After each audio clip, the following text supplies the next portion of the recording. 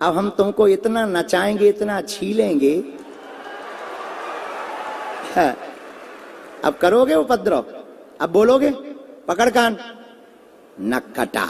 आप खड़े खड़े सोच रहे थे अपने लोगों से यह जानकारी ले लेते हैं। इनके पिता सुरेश राव नाम है, कोई अर्जी नहीं बोलेंगे, फिर भी इनका चक्कर एक जगह चल रहा है।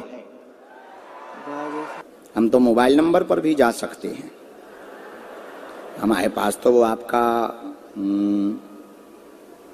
7879 वाली चैटिंग भी है हमारे पास।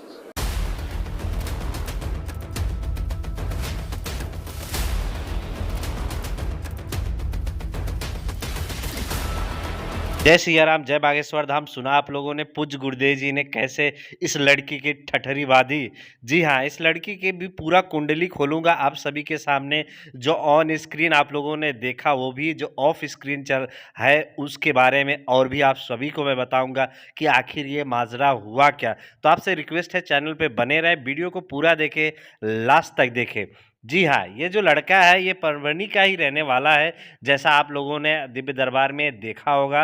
अगर नहीं भी देखा होगा तो मैं आप सभी को बता देता हूँ कि ये लड़का जो वहाँ का लोकल है, और लोकल होके वो थोड़ा सा होशियारी कर रहा था कि मैं यहाँ का रहने वाला हूँ और मेरा नहीं लग रहा है, बाहर से आने वालों को लग रहा है, तो अर्जी लग रही। ये खास तौर पे महाराष्ट्र वालों का थोड़ा सा प्रॉब्लम है, वो लोकलिटी जो है वो लोग ज़्यादा ध्यान देते हैं कि लोकल वालों का नहीं होता है, बाहर वालों का क्यों हो रहा है। इसलिए वो कुछ अपशब्द कहने लगा बालाजी को। अब वो क्या बोला वो चीज़ तो मैं नहीं बोल सकता हूँ क्योंकि वो गलत हो जाएगा।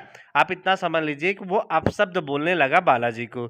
अब इंसान तो समझ सकता है, सुन सकता है, चलो एक दो वर्ड, पर बालाजी भगवान तो थोड़ी ना सुन सकते हैं। तो जैसे उसने अपशब्द बोला, गुरुदेव के पास पहुंच गई बात और गुरुदेव उसको बुला लिए।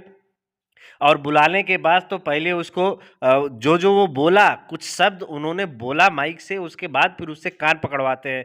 कान पकड़वाने के बाद फिर उसकी जो है पर्चा बनाना चालू करते हैं। और आपको ये भी बता दूं कि ये जो लड़का है वो शादीशुदा है, उसका एक बच्चा भी है। आप सोचो कि कितना ज़्यादा होशियारी बालाजी से कर रहा है। आप क्या शादीशुदा होके और आपका एक बच्चा भी है, उसके बाद भी बालाजी से होशियारी करोगे तो बालाजी तो पोल खोलेंगे ही आपके। फिर उसके बाद पूज्य गुरुदेव जब पर्चा बनाते हैं तो उस पर्चे में भी लास्ट में निकल के आता है कि उसका चक्कर किसी और लड़की से चल रहा है। लड़की हो सकती है, औरत हो सकती, कुछ भी हो सकता है, जबकि ये शादीशुदा भी है। तो वो गुरुदेव बोलते हैं कि उसका तुम दोनों का मेरे पास चार्ट भी है, जो मोबाइल नंबर कुछ दो वर्ड उन्होंने बोला और उसका जो है डिटेल भी मेरे पास है। तब इसका चेहरा देखने लायक था, पूरा हक्का बक्का हो गया कि ऐसे कैसे हो गया है। वो पूरा एकदम शौक में चला गया कि इतना डीपली कैसे गुरुजी को पता चल गया। अब जब पता चल गया तो गुरुदेव ने खुद कहा कि तुम्हारी शादी हुई है, तुम्हारे बच्चे हैं, तो मैं तुम्हारा घर तुड़वाना नहीं चाहता हूँ, इसलिए मैं कुछ ज़्यादा नहीं बोल रहा हूँ। और फिर बोलते भी हैं कि तुम्हारा जो उनकी वाइफ को कोट करके बोलते हैं कि आप अगर देख रहे हो तो आप समझो ये अच्छा लड़का, अच्छा इंसान है, आप जो है इससे कलेश मत कीजिएगा। गुरुदेव खुद कहते हैं, क्योंकि बात रखने के लिए कहना पड़ता है। हाँ, मैं मानता हूँ किसी का कलेश ना हो, किसी का घर मत बिगड़े, पर खुद तो सुधरो यार। शादी होते हुए भी आप तुम्हारा दूसरे चक्कर चला रहे हो, पहली बात। और दूसरी बात कर रहे हो, ठीक है, वो आपका इंटरनली मामला, उसमें हमारा कोई इंटरफेयर नहीं है। मैं ये वीडियो आपके लिए ही बनाया हूँ, इसलिए क्योंकि आपने बालाजी को गलत बोला।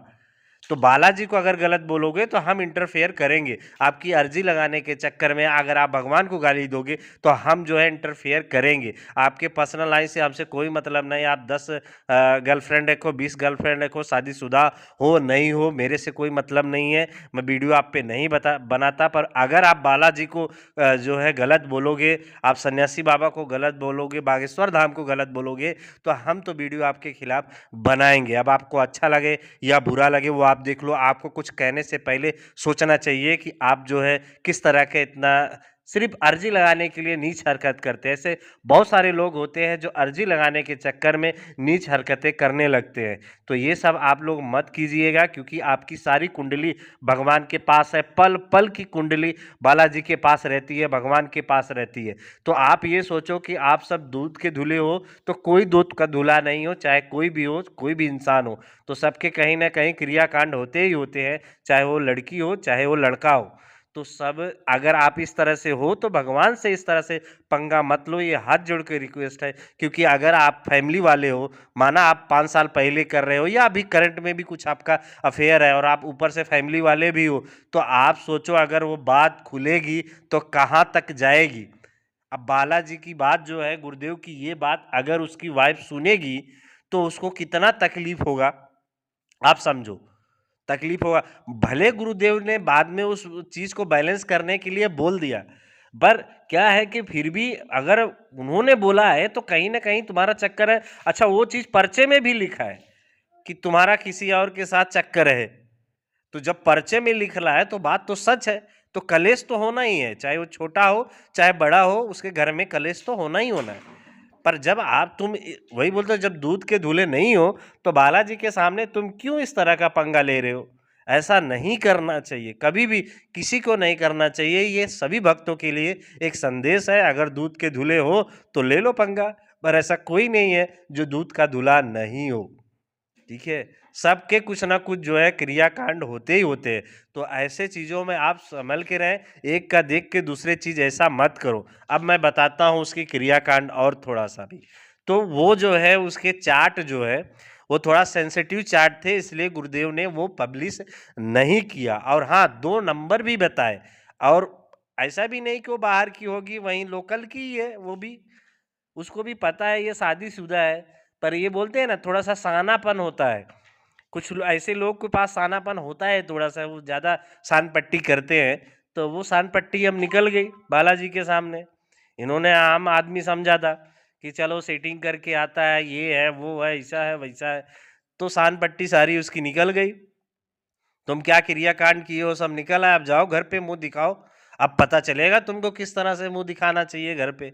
अब वो चीज़ तुम्हारा क्रियाकांड पर्चे पे भी लिख के आ गया है। अब वो पर्चा लेके जाओगे घर पे तो तुम्हारी जो घर वाले हैं वो तो फूल माला लेके तो स्वागत करेंगे नहीं। अब तो तुम्हारा अच्छे से खातिरदारी होगा घर पे। नहीं होगा, अगर कुछ घर वाले नहीं भी बोलते तो भी तो मन में लगेगा उनको कि नहीं, इस तरह से ये गलत है। अब ये वीडियो मानो अभी नहीं पहुंचे भी होगी तो आज नहीं देखेंगे, कल देखेंगे, परसों देखेंगे, जब देखेंगे तो पता ही चल जाएगा। और ऐसा भी नहीं है कि वीडियो नहीं भी देखेंगे, ऐसा तो हो ही नहीं सकता। जब पर्चा चला है तो आजू बाजू के लोगों को पता चल ही जाएगा।